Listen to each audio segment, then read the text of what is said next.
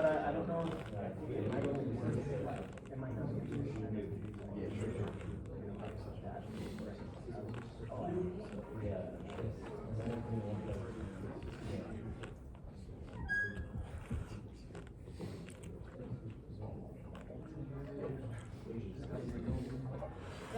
Let's just use this side. I think the left side is broken. It's always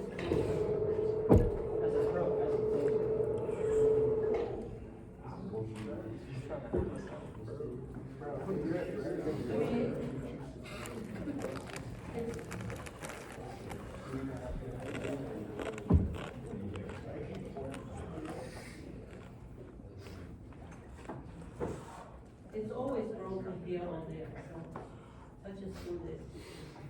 See that one or that one. I mean, this classroom, often have this one broken, that one broken. And it happens quite a lot.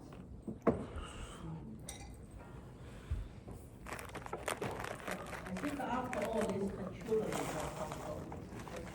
If you keep clicking something, but I don't know how to restart it, so that's fine. Somebody eventually will fix it. So we don't need to worry about it. Let's look at the uniqueness constraint. Okay? The good thing is the uniqueness constraint can help to define a lot of all kinds of relationships. Right? It's very simple. You just put a bar on anything you want to have the uniqueness constraint. Okay, and then that uniqueness constraint automatically bring all kinds of commutative relationships. So for example, we already looked at this. So if we put the politician's name as unique, right? We don't push the country to be unique, which means the country can appear many times. But then the politician's name needs to be unique, right? So we put a bar on the left side of the box. So after we did it, we would be able to introduce a 1 to n relationship, right? Or n to 1. N to 1 actually, right? So we will be able to bring an n to 1 mapping if we put the uniqueness on the left side. Right? So then that's look like the diagram, the space will shrink in the end. But then you cannot map the values back. Right? right? So that's n to one mapping. If we put a uniqueness on left side, and also we put uniqueness on the right side, so then we push both information only appear once, right? So then, the name only appear once. Meanwhile, the country name also appear once.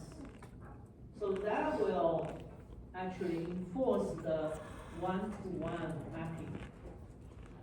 That will enforce one-to-one mapping because all the values on the left side only occur once, and the values on the right side also occur once.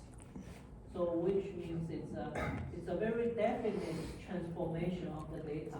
So then the space, if you use the function f to map the space from x to y, then that mapping will be homogeneous mapping.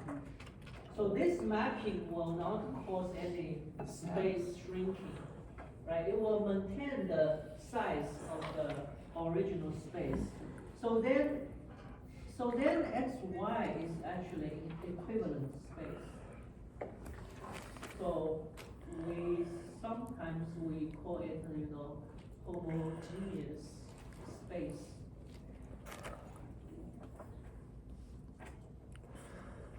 Right? So x, y, theoretically they are equivalent. We just, so in this case, x space, y space, they are equivalent. We just use different labels in x space and y space. Because it's a one-to-one mapping, there's no significant difference between these two spaces. Okay, so that's a, homogeneous transformation. So that's the second case. The second case is you put this R on one side and the other side, you both require uniqueness. And then the other case is so this is different.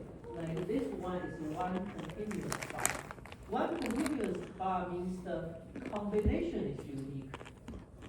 So combination is unique is actually different from this case, previous case, right?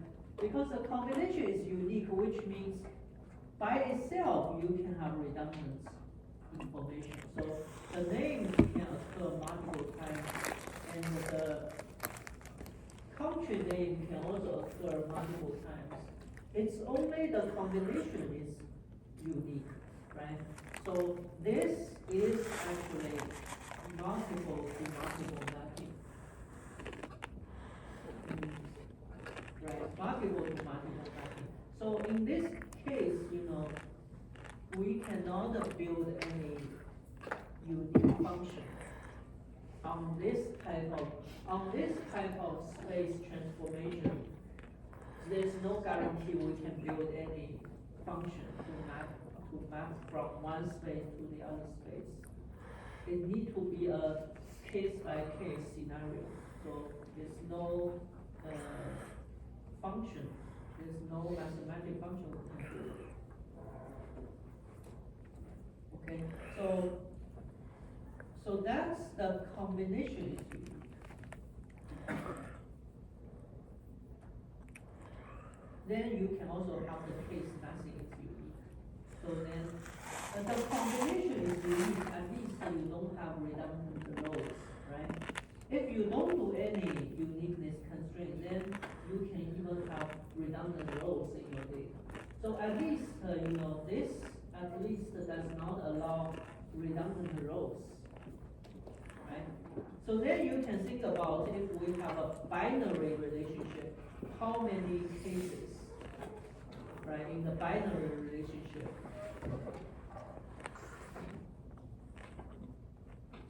So now can you think about how many cases for the binary relationship, how many different kind of uniqueness constraint you can put in? Now you know the answer, right? How many different cases?